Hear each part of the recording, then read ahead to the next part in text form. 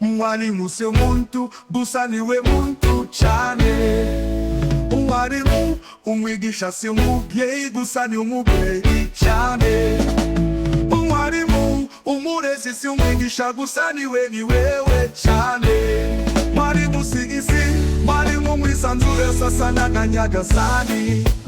Turi ku isi uzisunje, umwarimu musaba umugabo umusirimu. Mwalimu si umuntu, ni intumwa y'Imana. Mwalimu si umwigisha, ni umubyeyi w'isi. Mwalimu si ikintu, mwalimu ni umuco w'isi. Mwalimu ni inkomoko y'imyuga yose yo ku isi. Mwalimu ni isoko nyayo, isoko y'umurimo.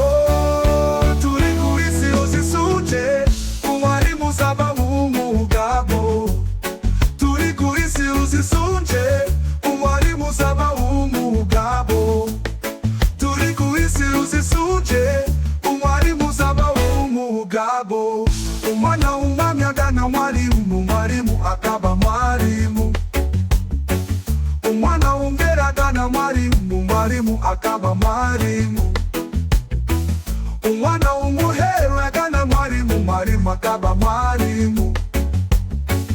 Umwana w'umwarimu agana mwarimu, mwarimu akaba mwarimu. Turi ku isi uzisunje, umwarimu usaba umugabo n'umusirimu.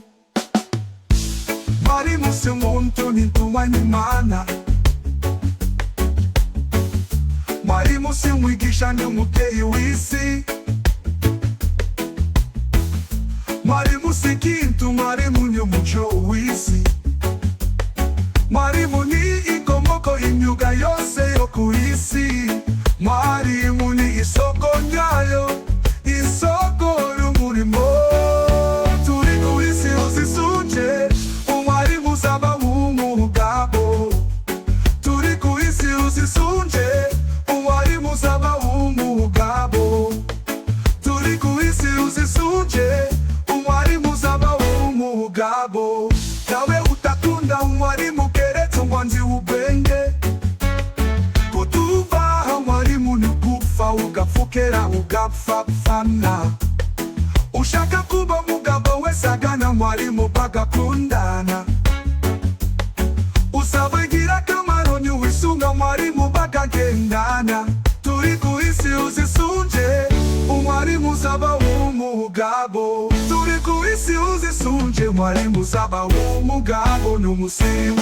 Mwalimu si umuntu, ni intumwa y'Imana. Mwalimu si umwigisha, ni umubyeyi w'isi. Mwalimu si ikintu, mwalimu ni umuco w'isi. Mwalimu ni inkomoko y'imyuga yose yo ku isi. Mwalimu ni isoko nyayo, isoko y'umurimo. Turi ku isi uzisunje, umwarimu usaba umugabo. Turi ku isi uzisunje, umwarimu usaba umugabo. Turi ku isi uzisunje, umwarimu usaba umugabo. Twese abari ku isi turi ishuri, tukishuke ntawe utakwigisha.